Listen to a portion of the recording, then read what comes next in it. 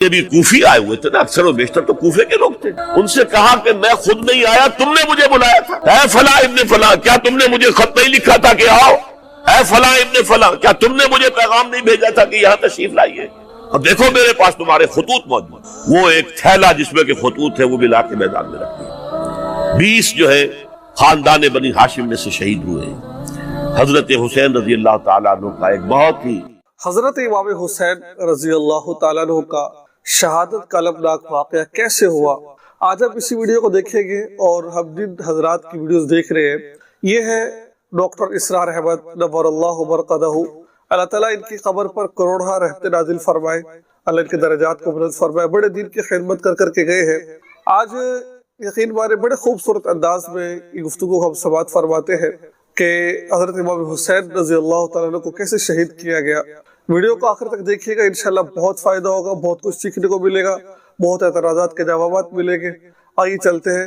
اگر چینل پر نہیں ہوئے چینل کو سبسکرائب کر لیجیے اور اس ویڈیو کو آگے سے ضرور کیجیے گا. آئیے چلتے ہیں، ویڈیو کو آغاز کرتے ہیں. حسین رضی اللہ تعالیٰ عنہ نے ان دنوں میں جو وہاں گزرے ہیں، جتنے بھی کوفی آئے ہوئے تھے نا، اکثر و بیشتر تو کوفے کے لوگ تھے. ان سے کہا کہ میں خود نہیں آیا، تم نے مجھے بلایا تھا. اے فلاں ابن فلاں، کیا تم نے مجھے خط نہیں لکھا تھا کہ آؤ؟ اے فلاں ابن فلاں، کیا تم نے مجھے پیغام نہیں بھیجا تھا کہ یہاں تشریف لائیے؟ اب دیکھو میرے پاس تمہارے خطوط موجود. وہ ایک تھیلا جس میں کہ خطوط ہے وہ بھی لا کے میدان میں رکھ دیا. 20 جو ہے خاندان بنی ہاشم میں سے شہید ہوئے. حضرت حسین رضی اللہ تعالیٰ عنہ کا ایک بہت ہی انفنٹ چھوٹا بچہ وہ بھی شہید ہوا. باقی سب مرد، تمام مرد سوائے ایک حضرت حسین کے بیٹے حضرت علی بن حسین زین العابدین کے لائے. بعد میں وہ بیمار تھے، وہ جنگ میں حصہ نہیں لے سکتے تھے، وہ بچ گئے. صرف یہ ہے 10 محرم الحرام اور سن 61 ہجری میں حضور کے نواسے، اور جن کے بارے میں حضور نے فرمایا سیدہ شباب اہل الجنہ، حضرت حسین شہید کر.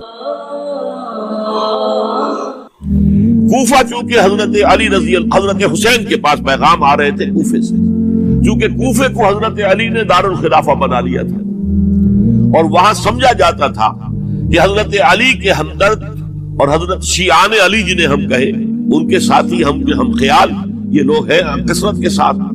اور وہاں سے اب خطوط کا تانتا شروع ہو گیا. آپ یہاں آئیے، ہم بےتاب ہیں، آپ کا استقبال کریں گے، آپ کے ہاتھ پر بیعت کریں گے، تاکہ یہ جو کیسر و کسرا کی سنت شروع ہو رہی ہے اس کو روکا جا سکے. وہ تانتا بنا ہوا ہے خطوط کا. تو حضرت حسین رضی اللہ تعالیٰ عنہ نے فیصلہ کر لیا کہ میں کوفے جاؤں گا. حضرت زبیر روکتے رہ گئے کہ نہیں، کوفیوں پر اعتماد نہ کیجیے. یہ زبانی کلامی ساتھ دیتے ہیں، جب ڈنڈا چلتا ہے تو پھر یہ ہٹ جاتے ہیں میدان سے. اور حضرت حسین رضی اللہ تعالیٰ عنہ بامروت انسان، شریف النفس انسان، کیسے ممکن تھا غیرت مند غیور انسان وہ کیسے ان کی بات کو رد کر دیتا؟ لہذا اچھا چلو چلتے ہیں کوفے کی طرف. آگے بڑھتے چلے گئے، کربلا میں پہنچ گئے. جو کچھ وہاں ہوا ہے پھر آپ کو معلوم ہے. اس میں یہ بات ہے پہلے 1000 کا لشکر بھیجا تھا عبید اللہ ابن زیاد نے، اس پر حضرت حسین رضی اللہ تعالیٰ عنہ نے جو باتیں کہی وہ کچھ اثر انداز ہو گئی. ان کا افسر جو تھا حر بن یزید تمیمی، وہ بعد میں حضرت حسین کا حامی ہو گیا، اور حضرت حسین کے ساتھ ہی اس کو بھی شہادت نصیب ہوئی. پھر دوسرے کو بھیجا عمرو بن سعد. عمرو بن سعد بھی ایک بڑی عظیم شخصیت کے کا بیٹا تھا.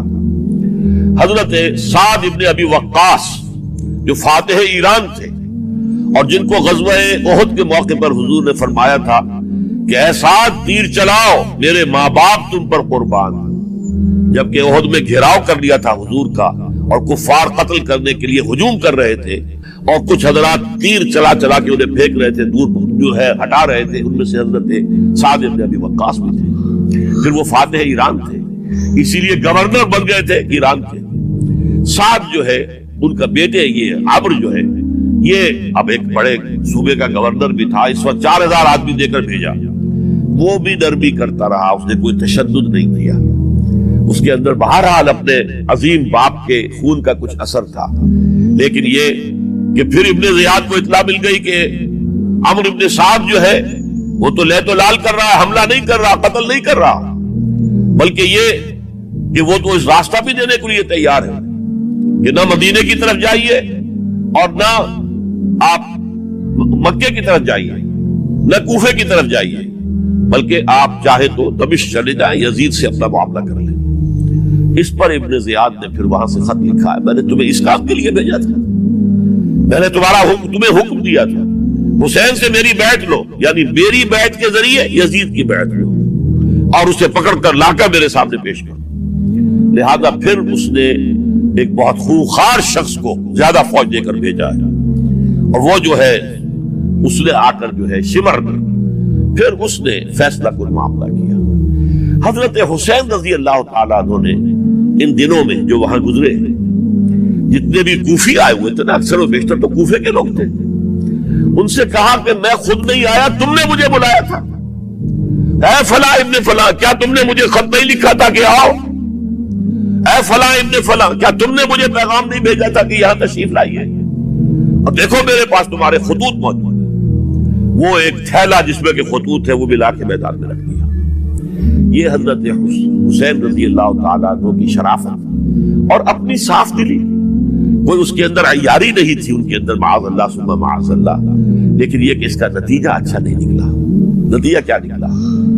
اب انہیں پتا چل گیا کوفیوں کو، اگر اب حسین زندہ دمشق پہنچ گئے یزید کے پاس تو یہ ہم سب کا بھاڑا پھوڑ دیں گے، ہماری شامت آ جائے گا، لہذا اب تو کسی صورت انہیں زندہ نہیں رہنے دینا۔ یہ ایک بڑا اہم واقعہ، نوٹ کر لیجیے اس کو، اس لیے کہ حضرت حسین نے ایک ایک کا نام لے کر اے فلاں ابن فلاں، اے فلاں ابن فلاں، اے فلاں ابن فلاں، کیا تم نے خط نہیں لکھا تھا؟ کیا تمہارا پیغام نہیں تھا؟ اب انہوں نے دیکھا کہ یہ بھانڈا اگر یزید کے ہاں جا کر پھوڑ دیا گیا تو پھر ہماری خیر نہیں ہوگی۔ یہی وجہ ہے حضرت حسین کو شہید کرنے کے بعد، یہ نوٹ کر لیجئے، 72 آدمی تھے کل، جس کو کہہ لے لشکر حضرت حسین کا رضی اللہ تعالیٰ، ان میں سے 20 خاندان بنی ہاشم کے چشم و چراغ تھے۔ بڑی بہادری سے لڑے، بڑی بہادری سے لڑے، ایک ایک نے لڑ کر جان دی ہے، بہت سو کو مارا۔ یقاتلون فی سبیل اللہ فیقتلون ویقتلون، قتل کر بھی رہے تھے، قتل ہو بھی رہے تھے، ایک ایک کر کے قتل ہو رہے تھے، شہید ہو رہے تھے۔ 20 جو ہے خاندان بنی ہاشم میں سے شہید ہوئے۔ حضرت حسین رضی اللہ تعالیٰ عنہ کا ایک بہت ہی انفنٹ چھوٹا بچہ وہ بھی شہید ہوا ہے۔ باقی سب مرد، تمام مرد، سوائے ایک حضرت حسین کے بیٹے حضرت علی بن حسین زین العابدین کہلائے بعد میں، وہ بیمار تھے، وہ جنگ میں حصہ نہیں لے سکتے تھے، وہ بچ گئے صرف۔ اچھا، حضرت حسین شہید ہو گئے، یہ ہے 10 محرم الحرام سن 61 ہجری۔ کیا مطلب ہے؟ حضور کے انتقال کے ٹھیک 50 برس بعد، سن 11 ہجری میں حضور کا انتقال، اور سن 61 ہجری میں حضور کے نواسے، اور جن کے بارے میں حضور نے فرمایا سیدہ شباب اہل الجنہ، حضرت حسین شہید کر دیے گئے۔ اور اس کے بعد اس لشکر نے خیموں کو آگ لگا دی۔ یہاں نکتہ سمجھ لیجیے، آگ کیوں لگائی؟ انہیں معلوم تھا ہمارے خلاف ڈاکومنٹری پروف موجود ہے وہاں پر، وہ ہمارے خطوط کے تھیلے وہاں موجود ہیں، اگر وہ باقی رہ گئے تو ہماری شامت آ جائے گی، ہمیں کون بچائے گا؟ تاکہ وہ ریکارڈ جو ہے ان کا وہ تلف ہو جائے، سارے خطوط جو ہیں وہ جل جائیں، تاکہ ان کے خلاف ثبوت باقی نہ رہے۔ یہ عظیم سانحہ کربلا۔ تو یہاں پر ایام معدودات سے لازماً یہ مراد ہے کہ یہ 3 دن جو ہے ہر مہینے میں 13ویں، 14ویں، 15ویں، در حقیقت اس روزے سے متعلق یہ آیت آ رہی ہے۔ اور یہ بھی نوٹ کر لیجئے کہ رمضان کے روزے کی فرضیت کے بعد بھی حضور کا معمول اور آپ کے صحابہ کا، اور جو بھی ہمارے ہاں اتباع کرتے ہیں حضور صلی اللہ علیہ وسلم کا نوافل میں بھی ان کا یہ معمول ہے، ہر مہینے میں یہ 3 روزے حضور بعد بھی رکھتے تھے، اور آپ کے بہت سے صحابہ رکھتے تھے، اور آج بھی ہمارے ہاں بہت سے لوگ جو دیندار ہیں اور جن کے اندر یہ جذبہ ہے اتباع سنت کا، وہ رکھتے ہیں۔ 13ویں، 14ویں اور 15ویں تاریخوں کا ان کو ایام 20 کہتے ہیں۔ اس کی راتیں روشن ہوتی ہیں، 13ویں رات، 14ویں رات، 15ویں رات، چاند جو ہے اس کے اندر آپ کو معلوم ہوتا ہے 14ویں کو تو مکمل ہوتا ہی ہے، 13ویں اور 15ویں کا بھی تقریباً مکمل ہے۔ تو ایام 20 کے روزے جو ہیں بعد میں بھی برقرار رہے ہیں، لیکن نفلاً، فرض اس کے بعد جو ہے وہ رمضان کے روزے ہو گئے۔ تو ایام معدودات یہ دن ہیں گنتی کے، فمن کان منکم مریضا او علی سفر فعدۃ من ایام اخر، تو جو کوئی بھی تم میں سے ہو بیمار یا سفر پر تو وہ تعداد پوری کر لے دوسرے دنوں. گویا کہ اب اگلی کے ایک تو یہ رعایت ہو گئی. دوسری رعایت وعلی الذین یطیقونہ فدیۃ طعام مسکین، اور ان لوگوں کے ذمے کے جو اس کی طاقت رکھتے ہوں، یعنی مریض بھی نہیں ہے، صحت مند ہے، روزہ رکھ سکتے ہیں، سفر بھی نہیں ہے، سفر پر نہیں ہے، مقیم ہے، روزہ رکھ سکتے ہیں، پھر بھی نہ رکھیں تو ان کے لیے بھی ایک اختیار. اسی لیے میں نے لفظ استعمال کیا تھا وجوب علی التخییر، واجب تو ہے لیکن اس میں ایک اختیار دے دیا گیا ہے. وہ اختیار کیا ہے؟ فدیۃ طعام مسکین. تو پھر یہ ہے کہ ایک مسکین کو کھانا کھلا دینا. فدیہ کہتے ہیں کسی چیز کا بدل ہو جائے، جیسے کہ جنگی مجرم ہے، اس کا فدیہ ہے، گویا کہ اس کو دے کر وہ پھر آزاد ہو جائے گا، فدیہ اس کو کہتے ہیں. ففدیۃ طعام مسکین. لیکن یہ ہے کہ فمن تطوع خیرا فهو خیر اللہ، اور جو نیکی سے خیر کرنا چاہے مزید تو وہ اس کے لیے بہتر ہے. ایک کے بجائے 2 کو کھلائے، 3 کو کھلائے، 4 کو کھلائے، 10 کو کھلائے، تو یہ تو ترغیب ہے. لیکن کم سے کم ایک مسکین کو کھانا کھلانا 2 وقت کا. وَأَن تَصُومُوا خَيْرٌ لَكُمْ. اب دیکھیے یہ لفظ بول رہے ہیں، اگر تم روزہ رکھو تو یہ تمہارے حق میں بہتر ہے. یعنی اگرچہ اختیار تمہیں دے دیا ہے، اختیار یہ ہے کہ روزہ رکھو، اگر نہ رکھو تو فدیہ دے دو ایک مسکین کا کھانا. لیکن اگر تم روزہ رکھو، ان کنتم تعلمون، اگر حقیقت میں تم علم رکھتے ہو کہ روزے کے اندر کیا کیا برکات ہیں، تو تمہیں روزہ لازماً رکھنا چاہیے. تشویق اور ترغیب موجود ہے لیکن یہ کہ اس کی فرضیت یا وجوب نہیں ہے. یہ تھا ابتدائی حکم روزے کی ضمن میں. اب اس کے بعد اگلی آیت جو ہے اس کے بھی پہلے حصے کو مت پڑھیے. شہر رمضان الذی انزل فیہ القرآن، اس کے بارے میں تو بعد میں گفتگو ہوگی. بینات من الہدی والفرقان. لیکن اگلا جملہ فمن شہد منکم الشہر فلیصم، اب یہ رمضان کے روزے کی فرضیت کا حکم ہے. رمضان کا مہینہ وہ ہے جس میں قرآن نازل کیا گیا. اس کے بارے میں جیسا کہ میں نے عرض کیا پھر بعد میں عرض کروں گا. لیکن جو شخص بھی تم میں سے موجود ہو اس مہینے میں، اپنے گھر میں موجود ہے، اپنے شہر میں موجود ہے، سفر پر نہیں ہے، یا یہ ہے کہ جو شخص بھی اس مہینے کو پائے، اس کی زندگی میں یہ مہینہ آ جائے، یہ برکتوں کا ایک موقع اسے مزید حاصل ہو جائے. فلیصم، یہ امر کا صیغہ ہے، یہ وجوب ہے مطلقاً. اب اس میں جو 2 رعایتیں پہلے دی گئی تھی ان میں سے ایک کو برقرار رکھا. ومن کان مریضا او علی سفر فعدۃ من ایام اخر. یہی وہ الفاظ ہیں جن کی بنا پر میرا گمان اس وقت بھی یہ تھا کہ یہ 2 بیک وقت نازل نہیں ہو سکتی آیات. یہ جو تکرار ہے بے معنی تکرار ہو جائے گی پھر اگر ایک ہی وقت میں نازل ہو رہی ہے. اور قرآن مجید کی فصاحت اور بلاغت سے یہ چیز بعید ہے کہ وہاں پر اس طرح کی تکرار بلا سبب ہو رہی ہو. قرآن میں اور بہت سی آیات ہیں جن میں کہ آپ کو معلوم ہے کہ پورا رکوع ہے سورہ مزمل کا، جس میں قیام اللیل کا حکم ہے. پھر اسی کے آخر میں وہ آیت شامل کر دی گئی ہے جو کم سے کم 1 سال بعد نازل ہوئی، جس میں کہ رات کے قیام کا وجوب ختم کر دیا گیا. اور صرف یہ کہ جتنا بھی تم سے ممکن ہو سکا کرو، ضروری نہیں ہے کہ 1/3 شب ہو، آدھی ہو، 2/3 ہو، جتنا بھی ممکن ہو قرآن پڑھا کرو رات کو. گویا کہ وہ فرضیت جو تھی قیام اللیل کی وہ ختم ہو گئی. تو اس حوالے سے وہ جو ناسخ ہے، منسوخ کرنے والی آیت بھی اس کے ساتھ ہی رکھ دی گئی ہے تاکہ وہ جو اصل حکم تھا وہ بھی برقرار سامنے رہے اور جس نے آ کر اسے منسوخ کیا وہ بھی برقرار رہے اور سامنے رہے. اسی طرح یہاں پر بھی یہ حکم آیا، کتنے عرصے کے بعد آیا یہ مجھے معلوم نہیں، لیکن یہ کچھ عرصے کے بعد آیا ہے کہ رمضان کا مہینہ وہ ہے کہ جس میں قرآن نازل کیا گیا ہے. اب جو شخص بھی اس مہینے کو پائے اس پر لازم ہے کہ اس کے روزے رکھے. ہاں من کان مریضا او علی سفر، جو شخص ہو مریض، بیمار ہو یا سفر پر ہو، فعدۃ من ایام اخر، تو وہ تعداد پوری کر لے دوسرے دنوں میں. یرید اللہ بکم اليسر ولا یرید بکم العسر، اللہ تمہارے ساتھ آسانی چاہتا ہے، سختی نہیں چاہتا. یہ اصل میں کیوں کہا ہے اس کی وجہ سمجھ لیجئے. آج بھی آپ کو اپنے ہاں ایسے لوگ مل جائیں گے جن کا تقویٰ کا تصور اتنا غلط ہو گیا ہے کہ 104 درجے کا بخار ہے، روزہ چھوڑنے کو تیار نہیں. بھلے آدمیوں، اللہ نے تمہیں ایک رخصت دی ہوئی ہے تو خامخواہ اپنے اوپر یہ شدت کیوں لے رہے؟ لیکن لیتے، روزہ چھوڑنے کو تیار، روزہ قضا نہیں کروں. سفر پر جا رہے ہیں اور روزہ قضا کرنے کو تیار نہیں. ایک موقع پر ایک غزوے کے دوران ایسا ہوا کہ کچھ لوگوں نے روزہ رکھا ہوا تھا لیکن وہ اتنے یوں سمجھیے مزمحل ہو گئے کہ جب پڑاؤ پر پہنچے تو جن کا روزہ نہیں تھا انہوں نے تو بڑی چاق و چوبند طریقے سے خیمے نصب کیے، سارا بندوبست کیا، اور یہ جا کر بے سود ہو کر بے ہوش ہو کر گر پڑے. تو حضور نے فرمایا ان کو دیکھ کر، لیس من البر الصیام فی السفر، سفر میں روزہ رکھنا یہ کوئی نیکی کا کام نہیں ہے، یہ نیکی کا غلط تصور ہے کہ جو تم نے اپنے اختیار کر لیا. یہ تمہارے اندر تشدد پسندی پیدا ہو رہی ہے. دین کے احکام میں جو مقصد ہے وہ کیا ہے؟ یرید اللہ بکم الیسر ولا یرید بکم العسر. اسی پر عمل کرتے ہوئے حضور نے فرمایا ہے کہ جو بھی علماء دین ہیں یا جو رہنمایان دین ہیں ان کا کام کیا ہے؟ آپ نے فرمایا یسروا ولا تعسروا. دیکھو آسانیاں پیدا کرو، سختیاں پیدا نہ کرو. دین میں سختیاں پیدا کرنا بھی وہ اسر اور اغلال بن جاتا ہے کہ جس کو رفع کرنے کے لیے اور جس سے لوگوں کو، یہودیوں کو اور تمام اہل کتاب کو نجات دینے کے لیے اللہ تعالیٰ نے اپنے رسول محمد صلی اللہ علیہ وسلم کو بھیجا.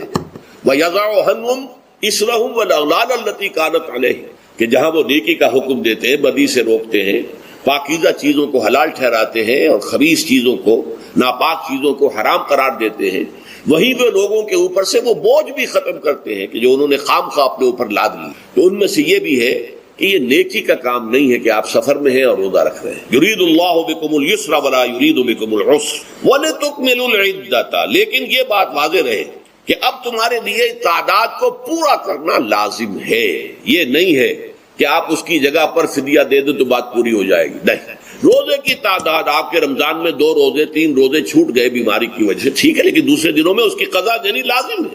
وہ روزے رکھنے جو ہے آپ پر لازم ہے. ان کا کوئی بدل جو ہے وہ فدیہ نہیں ہو سکتا.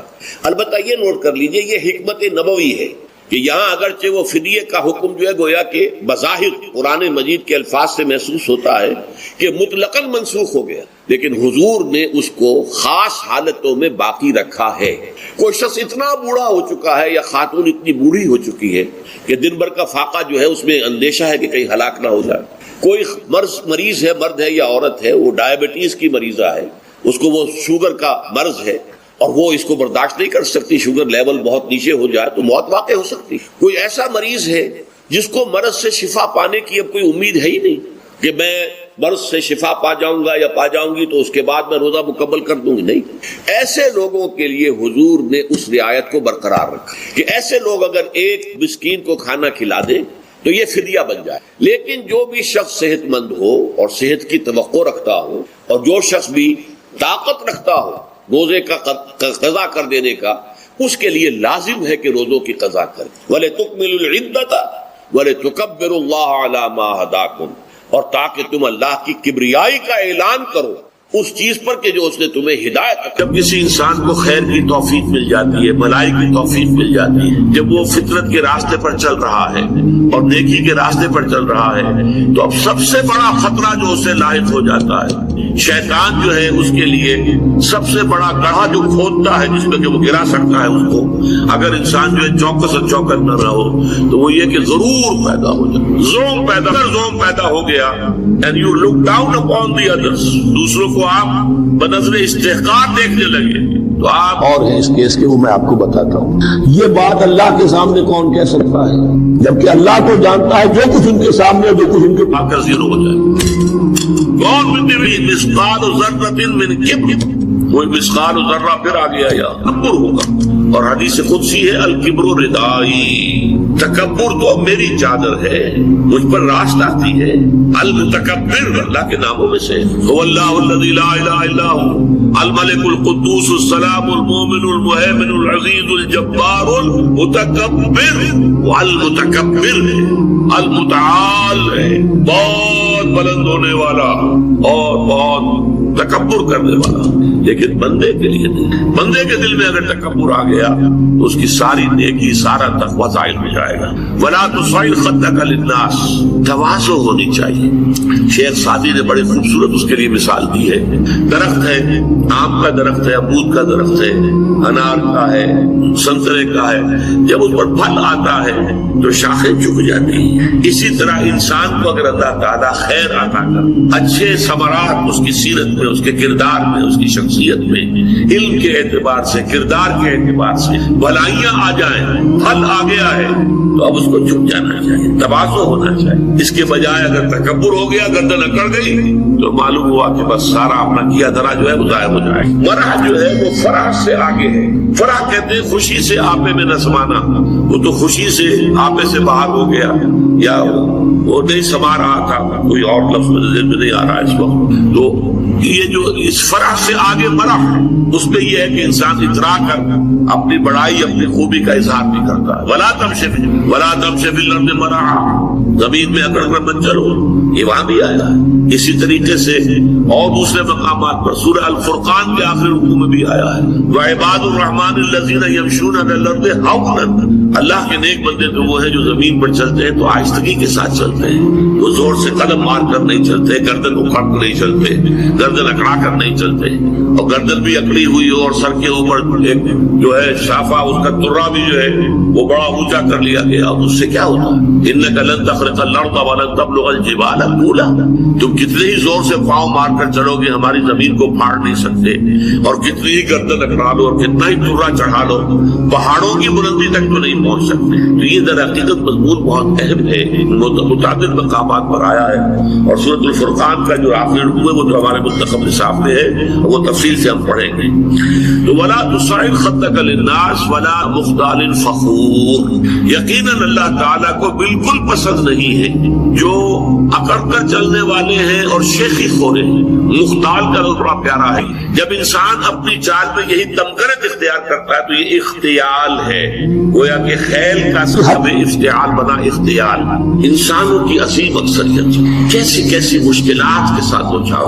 عظیم اکثریت وہ ہے کہ جو کمر توڑ دینے کے پاس جو مشقت، محنت و مشقت کے اعتبار سے تو ہم یہ کہہ سکتے ہیں کہ انسان بھی لدو اونٹ کے مان میں اس اعتبار سے بڑا فرق ہے. انسان میں احساسات، رنج، غم، صدمہ.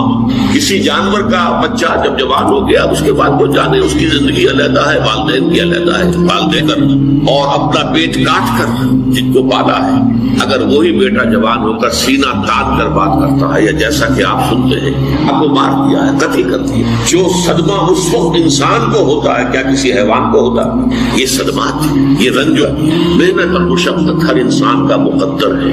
عام طور پر سمجھا یہ جاتا ہے کہ غریب لوگوں کے لیے یہ معاملہ ہے. نہیں، اصل میں محنت اور مشقت کی شکلیں مختلف ہیں. کوئی شخص دفتر میں بیٹھا ہوا مشقت کر رہا ہے، کسی کی ذہنی مشقت زیادہ ہے، کسی کی جسمانی مشقت زیادہ ہے. یہ جسمانی مشقت والا جو ہے تھک ہار کر رات کو سوتا ہے تو صبح کی خبر لائے گا، وہ پوری طرح ٹانگیں پھیلا کر سوتا. اور یہ جو ذہنی مشقت کرنے والے ہیں، لمبی لمبی کاروں میں چلنے والے اور بڑے بڑے محلوں میں رہنے والے، ایئر کنڈیشنڈ آفیسز اور بنگلوں میں رہنے والے، ان کی راتوں کی نیند حرام ہو جاتی ہے. ان کو جو مسائل درپیش ہوتے ہیں، انہیں جو صدمے ہوتے ہیں، انہیں جو فرسٹریشنز ہوتی ہیں، یہ نقصان ہو گیا ہے، یہ معاملہ ہو گیا ہے، فلاں نے یہ کر دیا ہے، فلاں پرابلم پیدا ہو گیا ہے، یہ ساری چیزیں جو ہے یہ اس غریب مزدور کے لیے نہیں ہوتی. آپ کو معلوم ہے ہپنوٹکس کی ضرورت جو ہے انہیں عمرہ کو ہوتی، سیڈیٹیوز کی ضرورت انہیں کو ہوتی، ٹرینکولائزرز انہیں کو چاہیے، انہیں نرم گدیلوں کے اوپر نیند نہیں ہے. تو مشقت اور محنت ہر ایک کے لیے. صدمہ غالب نے بہت خوب کہا تھا، قید حیات و بند غم اصل میں دونوں ایک ہے. موت سے پہلے آدمی غم سے نجات پائے گی، یہ انسان کا مقدر ہے، یہ تو ہو کر رہنے والی شے ہے. غم تو رہے گا، صدمہ رہے گا. آپ کو شاید یاد آیا ہو ایک بڑی عظیم ہستی گزری ہے انسانی تاریخ میں، گوتم بدھ، کپل وستو کا شہزادہ. At the prime of his youth, 30 برس کی عمر، اس نے مشاہدہ کیا لوگوں کو، لوگ دکھوں میں ہیں، لوگوں کے لیے مصیبتیں ہیں، لوگوں کے لیے تکلیفیں ہیں. ایک اندھا آدمی دیکھا اس نے چلتا ہوا جو ٹھوکر کھا کے گرا اس کے نگاہوں کے ساتھ. اس نے سوچا یہ کیا ہو رہا ہے، کیوں یہ اندھا کیوں ہے؟ کسی کو اندھا پیدا کر دیا جاتا، پیدائش کے اندر. کسی والدین کے سامنے اس کو بچہ جو ہے دم توڑ رہا ہے، کچھ نہیں کر سکتے. ٹک ٹک نیدم دم نہ کشیدم، جا رہا ہے تمہارے ہاتھوں سے، نکل رہا ہے، جا رہا ہے. قرآن مجید میں بھی سورہ واقعہ میں قسم کھائی گئی ہے، فلولا ان کنتم غیر مدینین ترجعونہا ان کنتم صادقین. واپس لے سکتے ہو تو لے لو، موت کے پنجے سے چھڑا لو اگر تمہارے اندر کو طاقت ہے. نہیں جا رہا ہے، رو رہا ہے. یہی وجہ ہے کہ پھر وہ اس فکر میں یہ دکھ کیوں ہے انسان کا مقدر، اس کا سبب تلاش کرنے کے لیے پھر اس سے نکلنے کا راستہ کیا، اس سے نجات کیسے ہو، نروان کیسے ملے گا. پھر آپ کو معلوم ہے 30 برس کی عمر میں جوانی کا دور، جوان بیوی کو رات کو سوتے ہوئے چھوڑ کر گیا ہے، شیر خان بچہ چھوڑ کر گیا، محل چھوڑ کر جا کر خاک چھانی ہے، کہاں کہاں پھرا ہے، کن کن رشیوں منیوں کی خدمتیں کی کہاں کہاں گیا ہے، کتنا وقت لگایا ہے، کن کن جنگلات جو ہے اس کے خواب چھان لیے اس نے۔ بہرحال اسے کیا ملا کیا نہیں ملا یہ میں اس سے بحث نہیں کرتا، اس لیے کہ ظاہر بات ہے کہ وہ حضرت مسیح علیہ السلام سے بھی قبل کی شخصیت ہے، اور اکثر لوگوں کی تعلیمات بگڑ گئی۔ حضرت مسیح علیہ السلام کی تعلیمات اگر قرآن مجید ہمیں نہ بتائے تو ہمیں کیسے معلوم ہو کہ ان کی اصل تعلیم کیا تھی؟ عیسائی جس مسیح کو ماننے والے ہیں اس مسیح کو تو ہم نہیں مانتے، اللہ کا بیٹا کو ہم نہیں مانتے، لیکن اگر قرآن مجید واضح نہ کرتا تو ہمیں کیسے معلوم ہوگا؟ اسی طرح گوتم بدھ کے بارے میں جو کچھ کہتے ہیں ان کے ماننے والے اس کی طرف نہ جائیے، وہ کیا تھا حقیقت میں ہم نہیں جان سکتے، لیکن یہ ضرور ہے کہ اس کے فلسفے کا جو مین تھیم ہے سروم دکھم، all is pain, all is suffering, all is agony, سروم دکھم، درد ہی درد ہے، رنج ہی رنج ہے، غم ہی غم ہے، قید حیات و بند غم اصل میں دونوں ایک ہیں، موت سے پہلے آدمی غم سے نجات پائے گا۔ لیکن اس اعتبار سے اگر آپ غور کریں گے تو چلیے انسان حیوانات کی صف میں آ گیا بس، لیکن نہیں، انسان کی ہیومن ٹریجڈی کا نقطۂ عروج بالکل ایک اور ہے۔ مرنے کے بعد پھر اٹھایا جائے گا، پھر جواب طلبی ہوگی، کیا کرتے رہے زندگی بھر؟ تم نے حقیقت کو پہچاننے کی کوشش کی؟ تم نے حق پر چلنے کی کوشش کی یا تم نے ظلم کیے؟ تو دیکھو یہ تم ان کے ساتھ جو ہے وہ محبت نہیں کر رہے، عداوت کر رہے ہو، اس لیے کہ تمہاری اس نرمی، تمہاری اس شفقت اور ان محبت کے اندر اس درجے بڑھ جانا کہ اس میں اللہ تعالیٰ کے جو حرام کردہ امور ہیں ان میں بھی تم ملوث ہو جاؤ، تو یہ گویا کہ در حقیقت تم اپنے آپ سے بھی دشمنی کر رہے ہو اور ان سے بھی دشمنی کر رہے ہو۔ اپنے آپ سے دشمنی کر رہے ہو کہ تمہاری عاقبت خراب ہوگی، ان سے دشمنی کر رہے ہو کہ ان کی اگر تربیت غلط ہو جائے گی تو گویا کہ وہ جہنم کا نوالا بنیں گے۔ اب اس تین چیزوں کے پس منظر میں فرمایا جا رہا ہے یا ایھا الذین آمنوا توبوا الی اللہ توبۃ نصوحا، اے ایمان والو، اے ایمان کے دعوے دارو، اللہ کے جناب میں توبہ کرو، لیکن توبہ خالص نصوحا۔ پہلی بات تو یہ جانیے، میں نے بھی یقیناً پہلے بھی عرض کیا ہوگا لیکن دہرانے میں کوئی حرج نہیں ہے، عربی زبان میں یہ دو الفاظ بہت قریب ہیں، آبا یعوب اوبن اور تابا یتوب توبن یا توبتن۔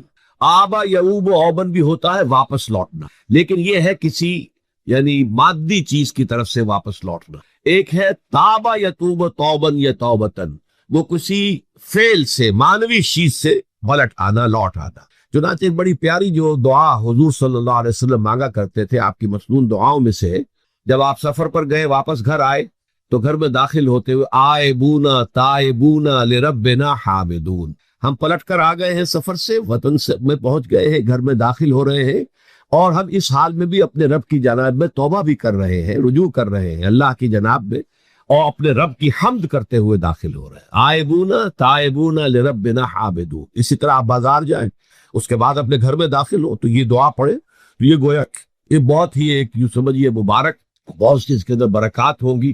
تو اس میں بھی لفظ آبا یعوب اوبن، تابا یتوب توبن، یہ دونوں کے بہت قریب آ گئے، آئبونا تائبونا لربنا حامدون، توبو الی اللہ۔ اب الہ کو نوٹ کیجئے، یہ توبہ کا لفظ بھی بہت سے ایسے الفاظ میں سے عربی زبان کے، جیسا کہ اس سے پہلے ہم دیکھ چکے ہیں کہ ایک لفظ ہے رغبہ، رغبہ رغبت جسے اردو میں ہم بولتے ہیں۔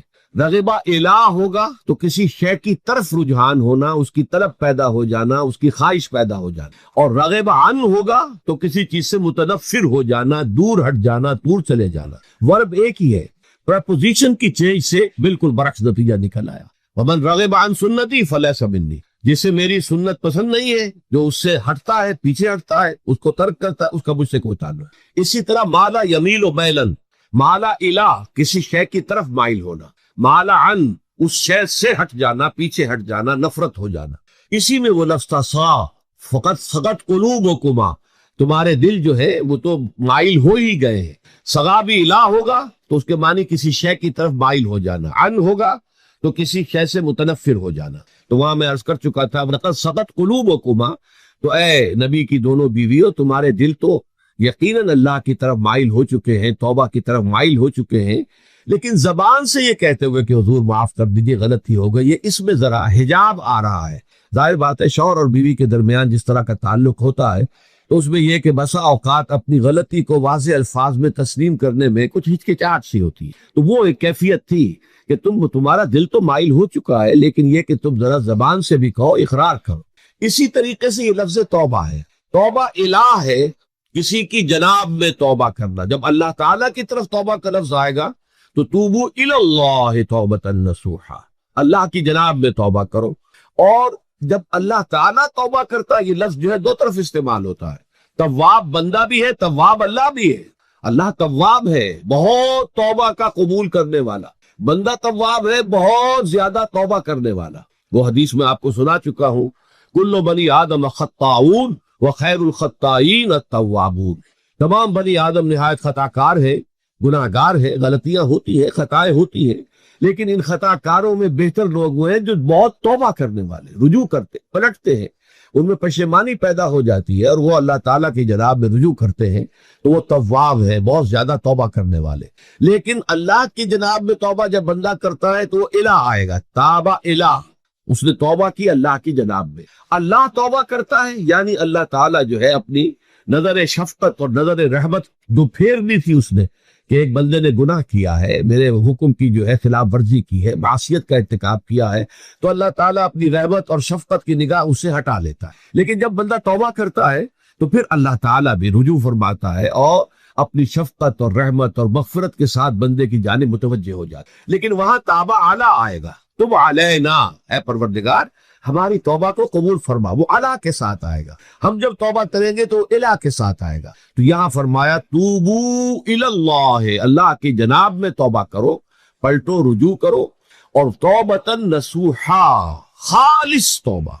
इसकी जो वजाहत थोड़ी सी मैं अभी कर चुका हूँ कि खालिस तौबा से मुराद क्या है। ये नहीं कि बस तौबा की विर्द हो रहा है और तौबा जो है वो उसके कलमात जबान से अदा किए जा रहे हैं। बाज लोग हैं वो जो आयत करीमा है उसका 1.25 लाख का हो रहा है, विर्द हो रहा है, कितना हो रहा है, उसकी तस्बीह पढ़ रहे, इससे कुछ नहीं होता जब तक कि दिल के अंदर गुनाह से नफरत पैदा न हो जाए, हकीकी पशेमानी न हो कि ये मुझसे बहुत गलत हरकत सरजद होती रही है, पुख्ता इरादा ना हो कि आइंदा ये काम नहीं करूंगा या करूंगी, और ये कि बिलफेल भी उस काम को छोड़ दे। ये 3 शर्तें कम से कम है उन चीजों में कि जो हुकूकुल्लाह में से, अल्लाह ताला के हुकूक, उनमें कोताही हुई है, उनमें गलती हुई है, उसमें इंसान ने किसी मासियत का इर्तिकाब किया है, तो 3 शर्तें। हकीकी पशेमानी नंबर 1, जिसके लिए मैंने इकबाल का शेर आपको सुनाया था, जो बिल्कुल नौजवानी के दौर में उन्होंने कहा था, और किसी, अब मैं नाम भूल रहा हूँ, कोई बहुत बड़े शायर जो उस्ताद थे, असातिज़ा और उस्ताजुल शुअरा, उन्होंने कहा था कि मियां साहबजादे इस उम्र में, और ये शेर इस कदर ऊंचा शेर है कि मोती समझ के शान करीमी ने चुन लिए कतरे जो थे मेरे अरक़े इंफियाल के।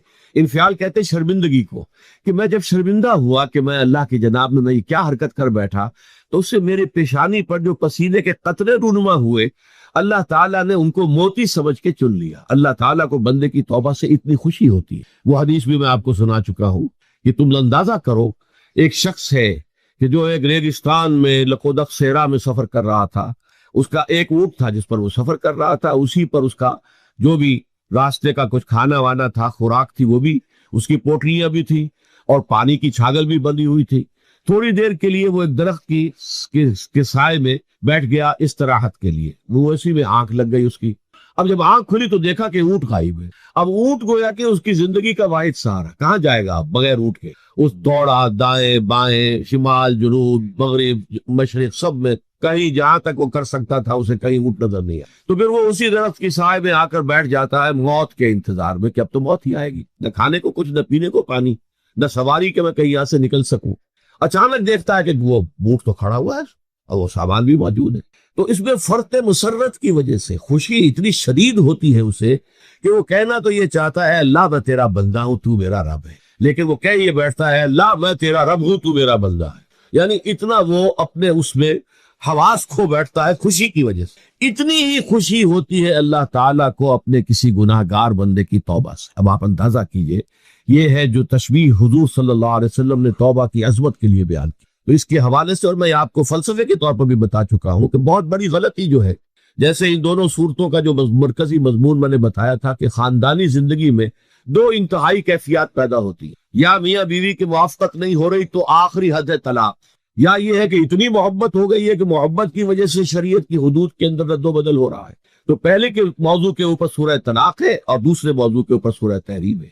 तो तलाक के मामले में भी ईसाइयों से जो बहुत ज्यादा गलती, बहुत बड़ी सरजद हुई, वो ये है कि हजरत ईसा ने ये फरमाया था कि जो शख्स अपनी बीवी को तलाक देता है गोया कि नाहक, وہ گویا کہ اس سے زنا کرواتا ہے، یعنی یہ کہ طلاق ہو گیا اس کو، اب وہ بیچاری جو ہے وہ بے شوہر کے ہے، عام طور پر مطلقہ سے کوئی شادی نہیں کرتا، تو اب اس کے فتنے میں مبتلا ہونے کا امکان موجود ہے، وہ زناکاری پر آمادہ ہو سکتی ہے، تو اس جس شخص نے اسے غلط طلاق دی تھی در حقیقت وہ ذمہ دار ہوگا اس زناکاری کا جو وہ کر رہی ہے۔ یہ اصل میں ایک اخلاقی تعلیم تھی جس کو کہ انہوں نے قانونی سمجھ لیا اور طلاق کا دروازہ بند کر دیا، حالانکہ شریعت موسوی میں طلاق کا راستہ کھلا تھا جیسے شریعت محمدی میں، کہ اگر کوئی صورت ایسی ہے کہ مزاج نہیں مل رہا ہے تو ٹھیک ہے، علیحدہ ہو جاؤ، سیپریشن کا راستہ کھلا ہوا ہے۔ اگرچہ اللہ کو حلال چیزوں میں سب سے زیادہ ناپسند طلاق ہے، اللہ چاہتا یہی ہے کہ یہ بندل بن جائے تو بدا رہے ساری عمر، لیکن یہ کہ یہ بھی نہیں ہے کہ گھر کے اندر چخ چخ ہوتی رہے، چپکلش چلتی رہے، گھر کے اندر چین نہ رہے، راحت نہ رہے، باہمی اعتماد نہ ہو اور پھر بھی وہ بندل بدا رکھا جائے، اس کو کوئی فائدہ نہیں۔ تو قانون وہ تھا لیکن اخلاقی تعلیم یہ تھی، جیسے حضور نے فرمایا ابغض الحلال عند اللہ الطلاق، لیکن ساتھ ہی میں نے وہ حدیث بھی آپ کو سنا دی کہ جو شخص اپنی بیوی کی جو بھی اس کی روش ہے اس سے سخت نالا ہے، شکایتیں کرتا پھرتا ہے دوسروں سے، طلاق نہیں دیتا، تو اللہ تعالیٰ اس کی دعا سنتا ہی نہیں کہ جب میں نے تمہارے لیے راستہ کھلا ہوا تھا وہ تم اختیار نہیں کر رہے۔ تو یہی معاملہ در حقیقت عیسائیوں نے اس حد تک بڑھایا کہ حضرت آدم اور حوا سے جو خطا ہو گئی تھی، وہ خطا جو ہے وہ تو ہر انسان دنیا میں جو آتا ہے تو خطا کار ہے، وہ اپنے آباء و اجداد، اپنے اما حوا اور اپنے ابا آدم کی خطا لے کر اپنے ساتھ پیدا ہو رہا ہے، تو گناہ گار ہے۔ Man is sinful from the very birth. اب اس کا کیا علاج ہو؟ پھر وہ تو اس کا علاج ڈھونڈا کہ اللہ نے اپنا اکلوتا بیٹا زمین پر بھیج کر اور اسے ان لوگوں کی طرف سے کفارہ بنا لیا کہ جو ہمارے اس بیٹے پر ایمان لیا۔ یہ سارا عقیدہ بنائے فاسد علی الفاسد کیوں ہوا؟ کہ توبہ کے بارے میں تصور ان کا غلط ہو گیا۔ اللہ قرآن مجید نے واضح کیا کہ غلطی تو ہوئی تھی حضرت آدم و حوا سے، شیطان کے بہکانے میں آ گئے تھے، لیکن یہ کہ پھر انہوں نے توبہ کی، اللہ نے تاب علیہ، اللہ نے اس کی توبہ قبول فرما لی۔ فتلقى آدم من ربہ کلمات فتاب علیہ، تو آدم نے اپنے رب سے کچھ کلمات سیکھ لیے، پشیمانی تو ہو گئی تھی، شرمندگی ہو گئی تھی، لیکن الفاظ نہیں مل رہے تھے، کن الفاظ میں اللہ کی جناب میں توبہ کروں۔ اللہ کی کمال شفقت کے اللہ نے وہ الفاظ بھی انہیں تلقین کر دیے جو سورہ اعراف کے اندر بیان ہوئے ہیں، ربنا ظلمنا انفسنا وان لم تغفر لنا وترحمنا لنکونن من الخاسرین، اللہ نے توبہ قبول فرما لی، فتاب علیہ۔ اب جو بچہ پیدا ہو رہا ہے نسل آدم کا، وہ کوئی اپنے جد امجد جو ہے حضرت آدم اور حضرت حوا کے گناہ کی پوٹ لے کر نہیں آتا ہے، وہ تو کل مولود یولد علی الفطرہ، فطرت الاسلام پہ پیدا ہوتا ہے۔ تو توبہ کی در حقیقت جو عظمت اور حقیقت ہے ہمارے دین میں، اس کو نہ سمجھنے سے بھی بہت بڑی غلطیاں لوگوں سے ہو جاتی ہے۔ تاریخ انسانی میں اتنی بڑی بڑی غلطیاں ہوئی۔ طلاق کے معاملے میں بھی عیسائیوں نے پھر یہ کیا کہ سوائے اس کے کوئی شکل نہیں ہے کہ بیوی زناکار ہو تو پھر تو طلاق ہو جائے گی، سیپریشن ہو جائے گی، لہذا جو طلاق دینا چاہتے تھے وہ ایسے مواقع پیدا کرتے تھے کہ بیوی زنا کرے، یا یہ کہ جھوٹی گواہیاں فراہم کرتے تھے زناکاری کی اور پھر اس سے چھٹکارا حاصل کرتے تھے۔ اس کے بغیر چھٹکارا حاصل کرنے کی کوئی شکل نہیں تھی۔ اس میں بڑے بڑے افسانے جو ہیں وہ مغربی لٹریچر کے اندر آپ کو ملیں گے کہ عورت سے نجات پانے کے لیے انہیں پھر یہ کرنا پڑتا کہ جھوٹے طور پر جھوٹا الزام تہمت لگا کر اس کے اوپر زنا کا الزام ثابت کرے، یا یہ ہے کہ اسے واقعتاً خود ایسے حالات میں ڈال دے کہ وہ زانیہ بن جائے اور پھر اس سے نجات حاصل۔ یہ گویا کہ پھر وہی بنائے فاسد علی الفاسد، ایک غلط بات کے اوپر دوسری غلط بات کہی۔ تو توبوا الی اللہ توبۃ نصوحا، توبہ کرو اللہ کی جناب میں جو کہ خالص توبہ۔ خالص توبہ میں 3 شرائط میں نے بیان کر دی کہ اگر اللہ کے حقوق میں معاملے میں کبھی بیشی ہوئی ہے تو پھر یہ ہے کہ پشیمانی حقیقی، عزم مسمم دوبارہ نہیں کروں گا، نہ کروں گی، اور نمبر 3 یہ کہ ایک مرتبہ اس گناہ کو لازماً چھوڑ دینا۔ اس کے بعد جو ہے اگر یہ حقوق العباد میں سے ہے تو ایک چوتھی اضافی شرط ہے، یا تو اس کی تلافی کرو، اس کا پیسہ مارا تھا تو پیسہ دو، بہن کا حق جو ہے وراثت میں کھایا تھا تو اس کو ادا کرو، یا اس سے معافی حاصل کرو، یا پھر ایک شکل ہو سکتی ہے کہ اگر وہ فوت بھی ہو گیا ہے، اب کوئی شکل نہیں ہے، اس کی طرف سے صدقہ و خیرات کرتے رہو، اللہ یہ میں کر رہا ہوں، اس کے حساب میں اس کو جمع کر دے، اور میری جو کوتاہی تھی اس کو معاف فرما دے، اس کو جو ہے وہ ڈیبٹ کریڈٹ ہو جائے گا، ورنہ پھر آخرت میں یہ ہوگا کہ آپ کی نیکیاں اس کے حوالے کی جائیں گی، یا آپ کے پاس نیکیوں کا ذخیرہ بھی کافی نہ ہوا تو اس کے گناہ آپ کے پلڑے میں ڈال دیے جائیں گے۔ اور اسی کو حضور نے فرمایا کہ میری امت کا اصل مفلس وہ ہے۔ آپ نے پوچھا اتدرون من المفلس، آپ لوگ جانتے ہیں کہ مفلس کون ہوتا ہے؟ تو صحابہ نے وہی جواب دیا جو ہم میں سے ہر شخص جواب دے گا، المفلس عندنا من لا درہم لہ ولا دینار، ہمارے نزدیک ہم مفلس اس کو کہتے ہیں جس کے پاس درہم و دینار نہیں ہے، روپیہ پیسہ نہیں ہے۔ حضور نے فرمایا نہیں، میری امت کا مفلس وہ ہوگا جو قیامت کے دن حاضر ہوگا، بہت سی نمازوں کی وہ پنڈ لے کر آئے گا، وہ گٹھڑی لے کر آئے گا، گٹھڑا لے کر آئے گا، اور روزوں کا اور اس کا اور حجوں کا اور اس عمروں کا، لیکن وقت شتم ھذا واکل مال ھذا، اس نے مال کھایا تھا فلاں کا حرام طریقے سے، فلاں کو گالی دیتی تھی، فلاں کو تہمت لگائی تھی، حقوق العباد کے اندر جو ہے اس کی عزت پر حملہ کیا تھا، وہ سارے مدعی جمع ہو جائیں گے۔ اللہ تعالیٰ کسی سے کہے گا بھائی تم اس کی نمازیں لے جاؤ، کسی سے کہے گا اس کے روزے لے جاؤ، اچھا تم لو حج لے جاؤ، اس کے عمرے لے جاؤ، اور اس کے بعد بھی مدعی باقی ہوں گے، تو اب مدعیوں کے گناہ اس کے پلڑے میں ڈالے جائیں گے، اور پھر وہ دوسروں کے گناہوں کے بوجھ تلے دب کر جہنم میں جھونک دیا۔ تو یہ حقوق العباد کے اندر معاملہ اس سے بھی کہیں زیادہ سخت ہے کہ جو حقوق اللہ کا ہے۔ اللہ تو بڑا غفور ہے، رحیم ہے، اس کے اندر وہ رعایت بھی کرے گا، لیکن حقوق العباد کا معاملہ اللہ کہہ دے گا یہ میرا معاملہ ہے ہی نہیں، یہ تمہارا آپس کا معاملہ ہے، تمہیں اس میں تو جو بھی ہے لین دین کر کے ہی معاملہ چکانا ہوگا، دے دے کر معاملہ ہوگا، اس کے بغیر نہیں۔ تو توبوا الی اللہ توبۃ نصوحا عسیٰ ربکم ان یکفر عنکم سیئاتکم، این ممکن ہے، عسیٰ اصل میں امید دلانے کے لیے ہوتا ہے، شاید کہ ایسا ہو جائے، لیکن جب اللہ کی طرف سے یہ لفظ آتا ہے تو یہ یقینی معنی، یقینی وعدے، اللہ کا وعدہ ہے، اگر تم یہ توبہ نصوح کرو گے تو اللہ کا وعدہ ہے تم سے کہ وہ تم سے تمہاری برائیوں کو دور کر دے گا۔ یہ تکفیر کے لفظ کو بھی سمجھ لیجئے، کفر کا اصل معنی ہے چھپا دینا، دبا دینا، اسی لیے گناہ کا کفارہ ہوتا ہے۔ آپ سے گناہ ہو گیا، آپ نے کفارہ دے دیا تو گناہ چھپ گیا، دب گیا، اس کے اثرات زائل ہو گئے، وہ آپ کے نام اعمال سے اس کو ختم کر دیا، یہ ہے کفارہ۔ کفارہ، کفار جمع ہے کافر کی، کافر جو ہے وہ حق کو چھپاتا ہے، اللہ کی دعوت جو دی جا رہی ہے اس کو دباتا ہے، تو اس معنی میں وہ کافر ہے، انکار کرتا ہے۔ لیکن یہ کہ ایک کفران نعمت ہے، کسی نے آپ پر احسان کیا ہے اور آپ اس کا احسان نہیں مان رہے، آپ کے لیے دل میں اس کے لیے کوئی احسان بندی کے جذبات پیدا نہیں ہوئے، تشکر کا جذبہ پیدا نہیں، یہ کفران نعمت ہے۔ تو تکفیر کس کو بھی کہتے، تکفیر اسے بھی کہتے ہیں مسلمان امت میں سے کسی کو نکال دینا، اس لیے کہ وہ بنیادی عقائد میں علیحدہ ہو گیا ہے، تو یہ پرجنگ ہے، یہ بھی تکفیر ہے۔ تو تکفیر اعمال کیا ہے کہ برے اعمال کو دھو دے گا تمہارے نام اعمال سے، بل اور نمبر 2 تمہارے دامن کردار سے بھی دھو دے گا، جو غلطیاں تمہارے اوپر چلی آ رہی تھی، اتنے عرصے تک تم کرتے رہے ہو، تمہارا کردار جو ہے اس سے مقدر ہو گیا ہے، اس کے اندر جو ہے خرابی پیدا ہو گئی ہے، تو اللہ اس کو بھی دھو دے گا۔ تو دنیا میں بھی تکفیر کا اثر ہوگا کہ انسان کی اصلاح ہو جائے گی، اس کی سیرت و کردار جو ہے صحیح رخ پر آ جائیں گے، اور آخرت میں یہ ہے کہ اس کا جو اعمال نامے میں جو گناہ درج تھا وہ وہاں سے صاف کر دیا جائے گا، محو کر دیا جائے گا۔ یہ تکفیر 2 گنا ہے، اور اس میں جو ہم سورہ الفرقان میں پڑھ کر آئے ہیں وہ اس سے بھی اگلی بات ہے، اولئک یبدل اللہ سیئاتہم حسنات، جہاں گناہ کا اندراج تھا وہاں اب نیکی کا اندراج ہو جائے گا، تمہاری سیرت و کردار میں جو گناہ کا پہلو تھا وہ اب نیکی کے پہلو میں بدل جائے گا۔ یہ تکفیر گویا کہ دنیا میں بھی اور آخرت میں بھی۔ عسیٰ ربکم، امید ہے اور اللہ کا وعدہ ہے کہ وہ تم سے تمہاری برائیوں کو دور کر دے گا۔ مطلب یہ کون انسان ہے جو برائی سے بالکل پاک ہے؟ کل بنی آدم خطاؤن وخیر الخطائین التوابون۔ توبہ کرو، توبہ نصوح کرو، اللہ تعالیٰ دھو دے گا، تمہارے دامن کردار سے بھی داغ اور دھبے صاف کر دے گا، اور تمہارے اعمال نامے سے بھی۔